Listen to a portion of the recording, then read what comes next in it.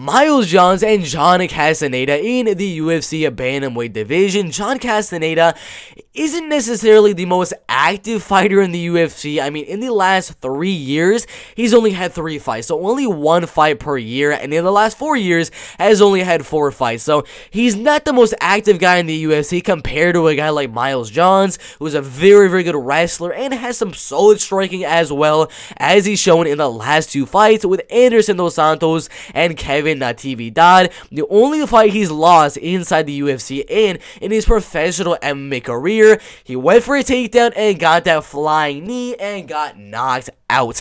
Do I think that's gonna happen again? No, I do not. Come on, guys. But he does have wins over Adrian Yanez, Cole Smith, Kevin Natividad, Anderson Dos Santos, and a couple of other guys on the regional scene as well. I do believe that Miles Johns will have the wrestling advantage. He will have, I would say, the power advantage over John Castañeda. But in terms of volume, in terms of speed, in terms of pure skill, in terms of the striking, John Castañeda is gonna have the advantage. I mean, in his last fight with Eddie Wineland, went out there, showed amazing striking in that one, knocking out Eddie Wineland in the very first round. He looked very, very good in that fight. Before that, he had a pretty good test. I mean, he fought Nathaniel Wood, and Nathaniel Wood, he's a very, very good striker over there, and honestly, John Castañeda got pretty much dominated in that fight, but I'm not going to take too much from that one because, of course, Nathaniel Wood is just an absolute beast in this bantamweight division, but we really got to look at that wrestling. The striking going to be very even. The strikes landed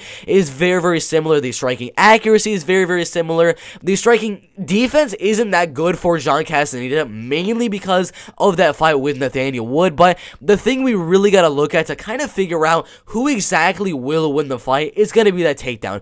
The takedown and the wrestling of Miles Johns are much better. You look at the last couple of fights for Miles Johns. I mean, in the last fight with Anderson Dos Santos, he didn't even have to use the wrestling and grappling because his striking was absolutely off. I mean, he went off on Anderson Dos Santos in that fight. It was an absolutely amazing fight there.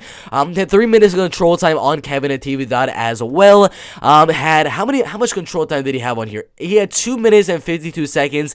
He actually got controlled by Cole Smith, which is very, very interesting. And then he had those 3 takedowns on Richie Santiago. Now that I'm thinking about it, his wrestling has not been too good in the UFC, so it's a tough fight to predict. I mean, originally, you might think, because Miles Johns does have a decent wrestling background on the regional scene in his MMA career, he did land a lot of takedowns. His wrestling and grappling has looked very, very solid, but I don't know, is he going to be able to take down John Castañeda is my question, because John does have a 60% takedown defense, only getting taken down by Eddie Wineland in the last fight, and controlled for, 12 seconds in that one, against Nathaniel Wood, controlled by, 49 seconds in that fight, and Shaden Lelohe, I have no idea how long he was controlled there, so it's a tough fight to predict. I would say the odds are absolutely off on this fight. If you look at the betting odds, minus 238 to plus 200, absolutely ridiculous. It's a much closer fight. Miles Johns and John Castañeda have similar volume, but John is the faster striker and Miles Johns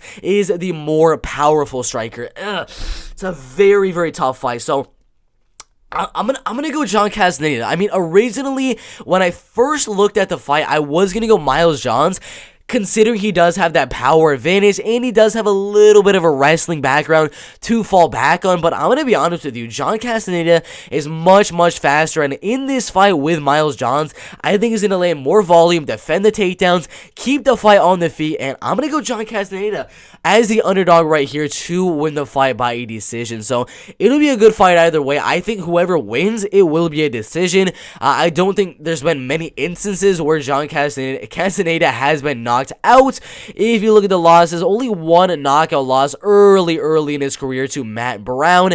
I don't think he's going to get knocked out again here. Fights just stay on the feet. Whoever wins, it'll be a decision in my opinion, and I'm going to go the underdog in John Castañeda, but it's a very good fight in the UFC bantamweight division.